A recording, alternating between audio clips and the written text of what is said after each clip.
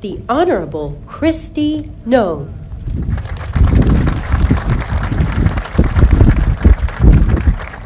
Well, good morning. It is so wonderful and such an honor for me to get to come here and spend some time with all of you. And we're here to talk about how secure this border is and to celebrate that we have 1 year of a secure border and a secure United States of America. I want to say thank you to the gentlemen who all spoke before me and thank them for their leadership. To Paul and Rodney and Todd and Chief, just thank them for all that they've done to lead the men and women of the Department of Homeland Security in carrying out the mission that President Trump committed to fulfill for the people that live in our great country. I also want to thank Tom Homan for being the border czar. He was busy up in Minneapolis today and wasn't able to be here, but we thank him for his leadership as well. But most of all, we thank President Trump for the guts and the love of this country to do the right thing, to make sure that when he talked to the American people, he talked about the fact that what we had going on here in this country under the Biden administration was the greatest humanitarian crisis that we had ever seen in our history, and that it needed to be fixed. And the way that you fix it is you just enforce the law. That you go out there and say the laws need to be enforced and they need to be applied equally to every single person. And that Americans come first because they're the people who have built this country, and that they're the ones who are here working jobs and putting their kids through school and doing the right thing to make sure that our freedom and our liberties are secured. So I want to thank him for his leadership, for the fact that he told the American people what we needed. He said we needed a wall, and we have a wall, a big, beautiful wall that President Trump also wanted painted black so that it would endure for a long period of time, that it would look like the strength and stamina that the American people have, and that it would be something that would continue to protect us for generations to come. But I also wanted to come here today and thank all of you. I'm looking out in this group of individuals and I see a group of patriots, people who stepped up during difficult times and led us through challenges, but also are still here today making sure that we continue down the path of what we committed to the American people. I want to thank all the individuals I see from CBP, from ICE, the Coast Guard. I see our law enforcement partners, the Department of War, National Guard, all of our local sheriffs and law enforcement that have partnered with us, and then those individuals who kept the faith, that came alongside of us and encouraged our law enforcement, stood beside them and supported them and their families. We know that no one can do their job with excellence unless their family's okay and they're taken care of and that things are right at home. And so those individuals in this community that supported our law enforcement through those times are incredibly important, and we're grateful for them. The high degree of talent and experience that we have here today is a testament to not just President Trump's commitment, but also to the people that have secured the border and have also worked every single day to make sure that America is safe again. In President Trump's first year back in office, we've delivered the most secure border in American history.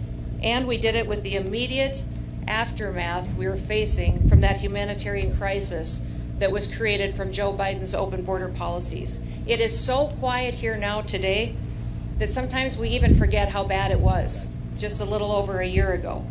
And the importance of the accomplishment that has happened over this last year cannot be forgotten. Hardworking Americans all along this southern border were devastated. They were trying to do their jobs, educate their kids, and protect the future when they were handed this humanitarian crisis and saw the horrors of what was happening when millions of people were crossing our border unvetted, when they were trespassing onto private property. We had crimes being committed.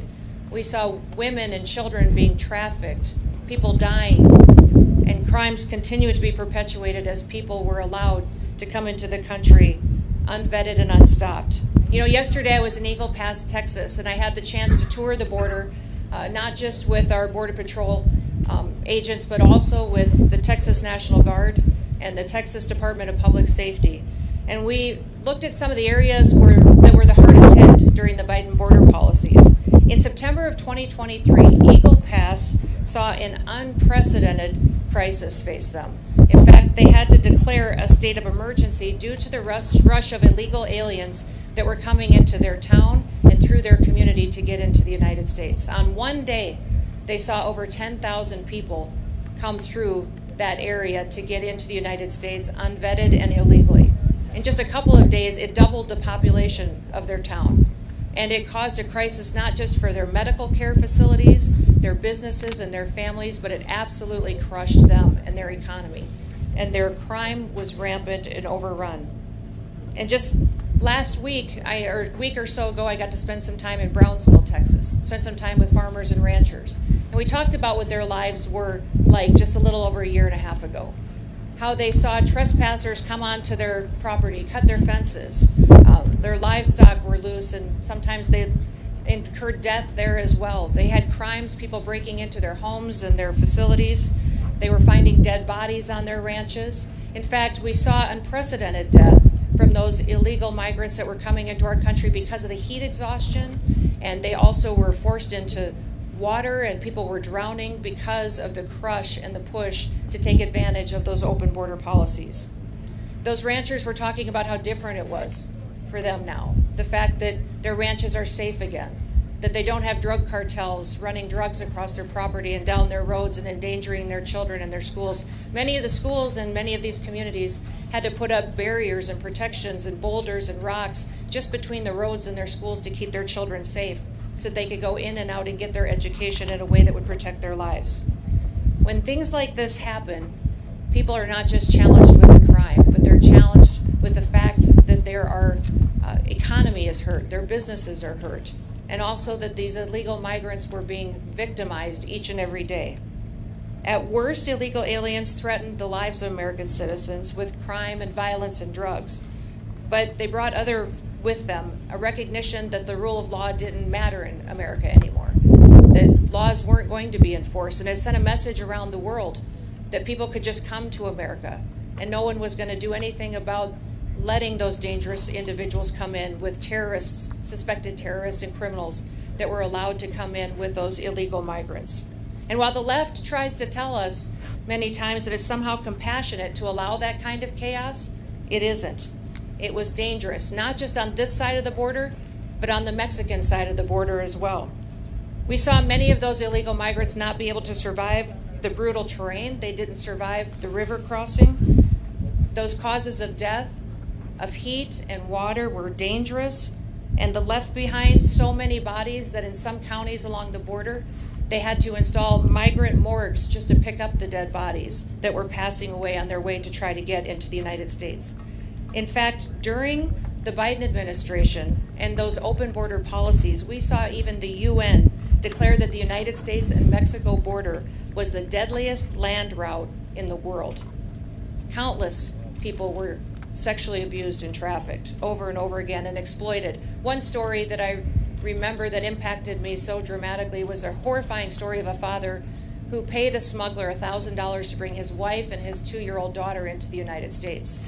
Once they got over the border, those smugglers took that mom and daughter into a stash house and kidnapped them and held them hostage for a ransom and said that father would not get them back unless he paid another $23,000 to them, and said if he did not immediately pay, that they would do things to his daughter that he couldn't even imagine. That was happening on a daily basis because of that invasion. Over those 4 years of chaos and destruction and death, many of the left said that it was compassionate. They said it was compassionate to let millions of people come in unvetted and be subjected to murderers and smugglers and cartels and gang members. Was it compassionate to make Americans share their communities with criminals? Was it compassionate to encourage men and women and children to break the law and to put their lives at risk, knowing that they could be victimized along the way? And was it compassionate to demonize those federal law enforcement officers that took an oath to uphold the law and to keep Americans safe?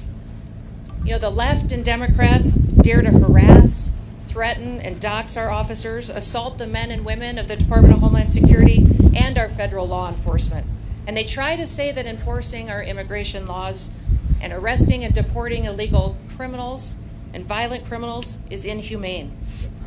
Well, what about the victims of that illegal crimes? What about the flow of drugs that were coming over our border and killing our next generation of Americans? What about the angel families who lost someone that they dearly love, that they'll never have back again and don't have a future with? They don't talk about the Laken Rileys, the Jocelyn Nungarys. They don't talk about the Rachel Morans. And they don't talk about the thousands of Americans that we've lost to drug overdoses and to poisonings. In fact, the flow over this border of illegal fentanyl has been cut in half since President Trump has been in office. And since he has secured this border and built this wall, 56% of the fentanyl has stopped coming into our country and saved millions of lives. The Democrats and the left say that compassion was that invasion, was that humanitarian crisis. But President Trump says that compassion is taking care of people. Joe Biden and his policies during those 4 years lost 450,000 children. Many times they placed them with sponsors that abused them, that trafficked them. The government paid people to take our children and to traffic them. Since President Trump's been in office, we've located 145,000 children that were lost, and we're not going to stop till we find every single one. Because of President Trump's leadership and his bold action, this country keeps breaking historic records. In fact, we have the lowest crime rate in this nation right now because of President Trump and his strength and securing our border that we've ever had in the history of this nation since we've been tracking crimes. The lowest murder rate that we've ever recorded in this country, and that's because we enforce the law and we hold criminals accountable for what they do to perpetuate violence against the American people. In fact, for the last 9 months, the Border Patrol has released 0 illegal aliens into the interior of the country. It's incredible the work that they do every day. And that's what happens when you fight for law and order. Overall, Customs and Border Protection has recorded the lowest number of encounters in the agency's history in 2025. Daily encounters have fallen by 95% over the last year. While the daily average of apprehensions in the Biden years was over 5,100 per day, in the last year it was less than 250. In addition to keeping the illegal aliens out, we're also protecting the American people from the deadly drugs that are coming in. And just in 2025, CBP seized over 600,000 pounds of illicit drugs. The death rate and the fentanyl deaths in this country have dropped in 1 year under President Trump. Because he secured the border, fentanyl deaths have gone down 30%. We can't wait to continue to keep working to save more American lives. We have to continue to keep ramping up our efforts and do all that we can to protect our children. And we're thankful for President Trump's vision to invest in technology, invest in people, and invest in the resources that we need to do our jobs. He did it in 1 year. You think about what this country has gone through over the previous 4 years and what a turnaround that we've seen because we have a president in the White House that puts the American people first. It's incredible. President Trump believed that we still have a country, and he believed that it was a country worth fighting for. Now we're hard at work to make sure it stays that way. And when the American people put President Trump in the White House, they said enough is enough. They chose him, they chose law and order, they voted to build the wall, they voted to send President Trump back to the White House. And it reminds me of John Adams. He said back in history, when they were building this country and founding this country, he said the very definition of a republic is a government of laws, not of men. We are a government of laws. We are a republic. And for 4 long years before President Trump, we saw what it was like when people put men above our laws. We saw how people were victimized and hurt and abused. And Americans didn't want to live like that anymore. The beauty of our republic is that our people have the freedom to choose. And when they elected President Trump, they chose differently. They chose someone who recognized that a country with no border is no country at all. A country that doesn't enforce its laws is a lawless country. We had never experienced the kind of chaos before in recent history that we saw during the Biden administration. And the American people rejected it. They rejected it and its lawlessness and chose to return to law and order.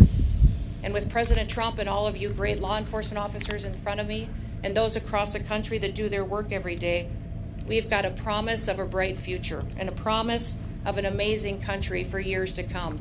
You have stood up and stood on the line to make sure that we have freedom and liberty for our children and our grandchildren for years to come. Thank you for the work that you do. I pray every day that God will continue to bless you.